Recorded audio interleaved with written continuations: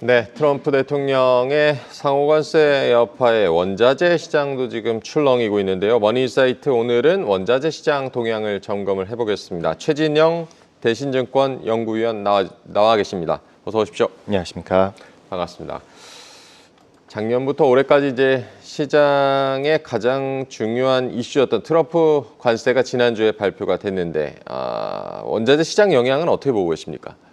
예, 일단 기본적으로 지금 시장을 보면은 좀 마진콜 영향이 굉장히 크게 들어갔다라 볼 수 있습니다. 아시다시피 유가도 유가겠고 원자지수 주식시장뿐만 아니라 원자재 시장 역시도 전반적으로 이제 급락이 나왔을 텐데요. 일단 뭐 유가만 하더라도 네. WTI 기준으로 70불대를 갔다가 72불이었던 유가가 지금 60불대로 내려와 버렸고, 우리가 금이나 은, 구리도 마찬가지로 급락이 나왔는데 어떻게 보면은 안전자산인 금조차 빠졌다, 이렇게 좀 접근해서 보면은 사실상 마진콜 영향이 컸다라 볼 수 있겠고, 우리가 과거에도 코로나 위기 때라든가 또는 2008년 미국발 금융위기 때도 마찬가지로 당시의 안전자산인 금 역시도 마진콜 영향으로 빠졌다라 볼 수 있습니다. 주식시장에서의 급락이 나왔던 부분, 그 마진콜 영향이 사실상 원자재로도 손을 뻗쳤다라 볼 수 있으면서 원자재도 마찬가지로 전반적으로 지금 부진한 흐름들이 나타나고 있다라 볼 수 있겠고요.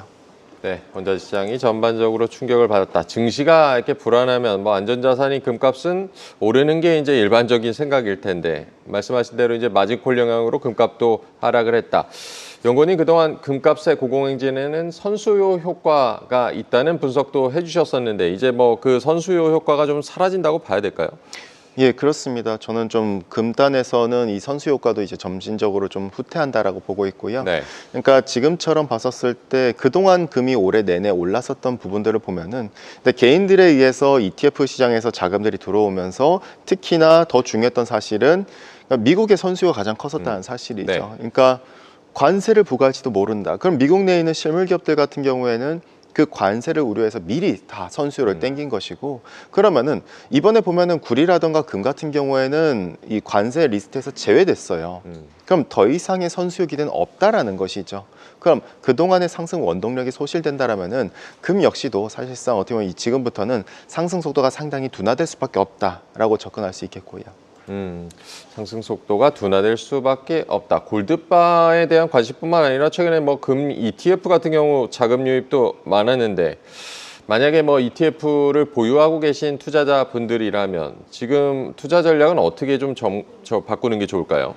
예, 저 같은 경우는 일단 기본적으로 기존의 금을 갖다 보유하신 분들은 계속 유지하라고 많이 말씀을 드립니다. 아무래도 우리가 만약에 침체를 정말 고민을 하신다면은 환승 역할로서 금만한 자산은 없거든요. 결과적으로 금 같은 경우에는 과거에도 보면은 침체가 발생했었을 때 금을 갖다가 어떻게 보면은 일종의 환승 노선이었습니다.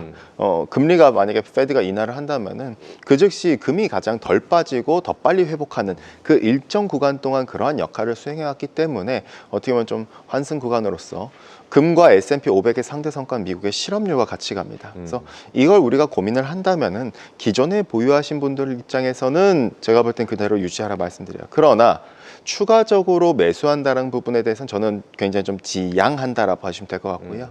장기적으로는 금이 좋은 건 사실이지만은 단기적으로 봤었을 때는 ETF 시장으로 있어서 금 ETF로 자금이 유입되는 건 사실이지만은 금을 23년도부터 미친 듯이 샀었던 각국 중앙은행들은 최근에 보면 금 매수세가 상당히 식어버리고 있습니다. 이 같은 부분을 보는 뭐다? 결과적으로 늘 중앙은행들은 개인보다 못해도 1년 반에서 2년 빨리 금을 매수로 갖다 미리 해두는데 지금의 스탠스를 보면은 그만큼 그 매수세 열기도 줄어들었고, 특히 중요한 점, 단기적으로 우리가 플레이했었을 때 보면은 지금 구글 트렌드 상으로 골드 프라이스라는 언급 빈도가 사상 이제 이전 금 가격의 과매수 구간과 동일한 수준까지 올라왔습니다. 그렇다면은 심리적 저항선에 우리가 부딪혔다라 볼 수 있겠고, 그만큼 모두가 금에 쏠려 있다라는 거는 여기서부터는 이제 좀 고민될 수밖에 없다라는 부분, 수요 주체인 중앙은행들의 금 매수세 열기가 진정됐다라는 부분, 특히나 오히려 제가 볼 때는 금보단 차라리 알파 창출을 위해서 은이나 구리가 차라리 더 낫다라는 관점을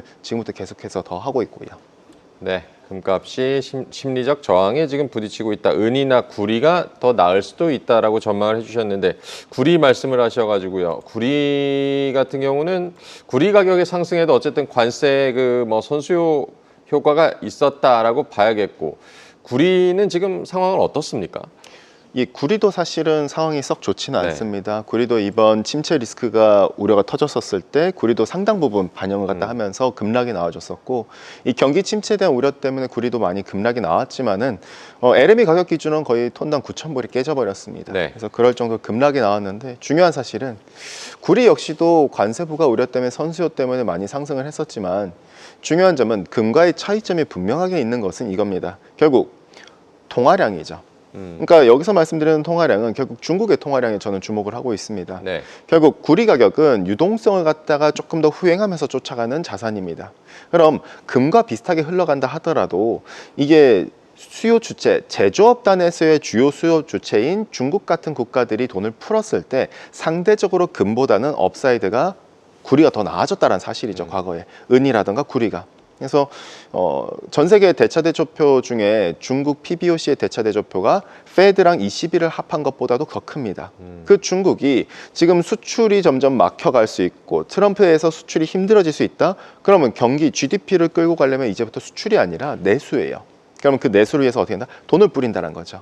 어제도 보면은 중국 인민일보가 유동성 단에서 지준율 인하를 갖다가 할 여지가 더 많이 있다라고 계속 어필을 갖다 했었는데, 이 같은 부분을 보면은 돈을 뿌린다. 중국의 경기 지표가 좋아질 것이다라고 기대하기보다는 돈을 뿌린다라는 거에 우리가 초점을 맞추면서 유동성 플레이를 갖다가 과거 우리가 21년도 때도 경험을 해봤거든요. 그 유동성 플레이에 초점을 맞추고, 최근에 보면 이번 자산 가격 급락 나왔을 때 관세 우려 때문에 트럼프가 파웰도 압박을 하고 있습니다. 그래서 한마디로 파월 풋을 하라는 식으로 압박을 하고 있는데, 네. 이런 일련의 모든 것들을 보면은 결국 뭐다? 초점은 유동성이다. 그래서 유동성에 저희는 좀 초점을 두고 있다고 봐주시면 될 것 같고요. 네, 유동성에 초점을 맞춰보자. 구리와 함께 은을 보는 게 또 좋을 수도 있다라고도 말씀을 해주셨는데, 은 같은 경우도 뭐 안전자산의 성격도 있고 산업재로도 좀 쓰이고 있고, 은 전망은 어떻게 보십니까? 예, 저는 은도 역시 긍정적으로 접근하고 있습니다. 물론 은 같은 경우에는 금하고도 비슷하긴 하죠. 네. 다만 이제 차이가 있다면은 전체 수요에서 60% 가량이 산업향 수요이기 때문에 훨씬 더 구리에 민감하고 훨씬 더 구리처럼 중국의 제조업 경기에 굉장히 민감한 자산입니다. 그래서 그렇기 때문에 지금에 있어서의 은 역시도 저희가 볼 때는 오히려 업사이드가 높아질 수 있다. 금과의 상대 성과를 보면 형편없거든요, 지금. 네. 이 같은 형편없어진 성과. 근데 중요한 점, 구리랑 금의 상대 성과는 경기의 현재 위치입니다. 이것을 갖다가 18개월량 선행하는 게 각국 중앙은행들의 정책금리 인하 순 횟수입니다. 그럼 봤었을 때 최소 못해도 지금을 바닥을 기준으로 올해 연말까지는 최소 못해도 3분기까지는 우리가 수요가 회복된다는 방향성으로 정책의 후행적인 효과를 기대할 수 있고, 이 가운데 우리가 봤었을 때 그 돈을 뿌리는 주체인 중국이 있다라는 관점으로 보면은 은 역시도 사실상 우리가 좀 더 업사이드가 굉장히 더, 이번 빠졌었을 때 조정 구간 구리 역시도 마찬가지고 오히려 저가 매수의 기회가 될 수 있다라고 봐주시면 될 것 같고요. 네, 구리나 은이나 지금이 저가 매수의 기회일 수 있다라고 조언을 해주셨습니다. 관세로 인한 이제 경기 침체 우려도 있고, 오펙 플러스가 단기적 증산을 기존 계획보다 이제 3배 늘리면서 유가 같은 경우는 급락이 나왔는데, 지난주에 보니까 WTI가 10% 넘게 하락을 했고요. 이렇게 유가 급락에 대해서는 어떻게 보십니까? 예, 일단 유가 역시도 마찬가지로 네. 침체 리스크를 세게 반영했다라 볼 수 있습니다. 근데 이제 여기서부터 이제 중요한 사실은 정말 트럼프가 원하는 게 이런 메인 스트리트의 이런 침체를 갖다가 원했느냐, 그게 아니거든요. 결국 월스트리트에 어떻게 보면 침체를 원했던 것이고, 이걸 흔듦으로써 파웰을 갖다 움직이기 위한 일종의 보관이었습니다. 네. 근데 이게 실물 경기단에서의 위축될 수 있다는 우려를 갖다가 구리랑 유가를 통해서 우리가 확인을 해줬거든요. 이 같은 부분들은 트럼프로 하여금 고민될 수밖에 없는 부분이고, 트럼프뿐만 아니라 파월조차도 고민할 수밖에 없는 부분이라 우리가 볼 수가 있어요. 그러면 우리가 봤었을 때 지금의 유가도 너무 과도하게 매도가 됐다라는 사실을 우리가 입각할 수 있겠고, 사실 뭐 오펙 플러스가 이제 단기적 증산을 빠르게 가져가는 이유는, 그러니까 경기 침체라기보다는 자국의 내부적인 수요가 더 큰 구간으로 들어가기 때문입니다. 그러니까 중동 산유국은 자국의 이제 전력원의 40% 이상이 석유입니다. 우리랑 구조가 달라요. 그러다 보니 지금부터 9월 말까지는 자국의 전력 수급이 더욱더 팽창하는 구간이고, 자국의 석유 수요가 급증하는 구간이기 때문에 이 수급 밸런스를 맞추려면은 수출을 통제하던가 생산을 증산해야 됩니다. 그 구간으로 들어갔다고 볼 수 있겠고, 두 번째로 러시아도 마찬가지로 러시아도 보면은 휘발유 수출 통제하겠다 발표가 나왔거든요. 왜 그렇다? 8월 말까지 자국 내 농가용 디젤 수요라던가 드라이빙 수요가 급증하는 구간이기 때문에 이맘때부터 수출을 통제하는 구간이거든요. 그래서 이들 역시도 일부 증산을 허용하는 선상으로 넘어갔다라 볼 수 있죠. 그 말은 뭐다? 계절성에 입각한 조치. 그러면은 지금 트럼프에 의해서 이렇게 침체 리스크 나왔지만은 제가 볼 때는 사실 진짜의 침체라고 보기엔 조금 어렵고, 오히려 작년 7월 달 엔캐리 트레이드에 의해서 갑작스런 급락 사태와 좀 비슷한 맥락으로 봐야 되지 않겠는가라 보면서 유가단에서도 지금 분명한 바닥이고, 특히나 공급자가 생산할 수 없는 가격이 돼버렸다. 이 부분이 가장 중요한 척도라 볼 수 있겠고요. 네, 유가도 잘 챙겨 보셔야겠고, 같은 뭐 에너지 상품인 천연가스 같은 경우 보니까 모든 상품이 이제 급락할 때 천연가스도 일정 수준 또 하락하는 경향이 있던데, 천연가스는 어떻게 보십니까? 예, 저는 천연가스 여전히 되게 굉장히 매력적으로 봅니다. 작년 1월 달에 헬리어브가 1.5달러였을 때 네.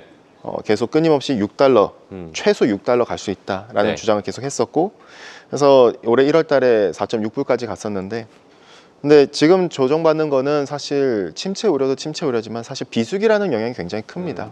지금은 겨울이 끝났기 때문에 가스의 난방 수요가 위축되는 거고, 라니아가 후퇴하면서 더욱더 위축된 거고, 최소 못해도 글쎄요, 한 5월 중순까지는 조정받을 수 있지만은, 다만 5월 이후부터는 한없이 다시 올라갈 수 있다는 점. 첫 번째, 여름철 냉방 시즌을 반영해야 되고, 가장 중요한 두 번째, 라니아발 여름이 문제라고 보고 있고, 이것이 유럽의 풍력과 유럽의 원전을 갖다 21년도 여름처럼 또 문제를 일으켜서 또 한 번 가스를 치고 나가게 할 수 있기 때문에, 가스는 모든 원자재의 가격을 증가시킵니다. 그렇기 때문에 그 가스가 다시 또 초래할 수 있다는 점에서 지금 하반기 때 라니아 발생 확률이 다시 올라오고 있습니다. 이런 것들은 유럽의 열돔, 히트돔 현상을 일으켜서 풍력 발전 빠지게 하고, 강의 수위를 갖다 급감을 시켜서 하천단에서 원전에서 냉각수 활용도를 어렵게 만들면서, 당시에도 원전 가동률이 빠지면서 대체제였던 가스 수요가 급증해서 가스가, 전쟁은 22년도 2월인데 실제 가스는 21년도 5월부터 치고 나가거든요.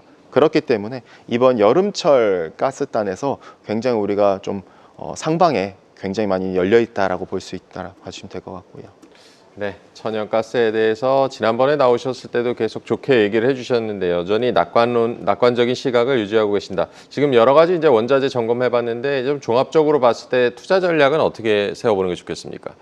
예, 지금 같은 경우에는 저희는 오히려 좀 더 저가 매수의 기회로 적극적으로 활용하자라고 보고 있습니다. 네. 그러니까 지금의 침체 우려라고 하지만은 사실 저희가 봤을 때는 아직 침체, 이제 우려가 금융시장을 먼저 때린 건 맞죠. 네. 그리고 실물시장으로 지금 전이될 수 있는 그 우려가 형성돼 있는 상태가 원자재를 통해서 조금씩 반영이 되기 시작했고요. 근데 중요한 사실, 그렇다면은 정책 당국은 어쨌든 돈을 풀 수 있다라는 사실이에요. 첫 번째 중국이고, 두 번째는 당연히 파월일 테고, 특히나 세 번째로는 정책 여력에 있는 독일이라든가 한국 역시도 정책 여력이 있겠죠. 그러면은 이 일련의 부분들을 감안하면은 정책이 풀린다, 돈이 풀린다, 관세 리스크가 당장 후퇴할 수 없다 하더라도 돈이 풀린다, 트럼프 풋을 기대할 수는 없다 하더라도 우리가 연준 풋이라든가 다른 것들의 풋을 갖다 기대할 수 있다. 그럼 돈이 풀린다면은 경기 지표이기 이전에 돈이 먼저 시장을 자극하기 때문에 지금의 적극적인 어떻게 보면 비중 확대, 그러한 차원에서 저희는 원자재 단에서 지금의 업사이드가 가장 높은 거는 메탈 단에서는 금보다는 은이나 구리, 에너지 단에서는 지금의 유가는 상당히 바닥 구간이다 라는 관점을 오히려 비중을 갖다 관련된 섹터들을 다시 한번 되돌아보는 전략이 필요하지 않겠는가 라고 봐주시면 될 것 같습니다. 계속해서 다양한 경제 이슈를 알고 싶다면 구독과 좋아요, 알림 설정 부탁드립니다. AI 캐스터 권미정이었습니다.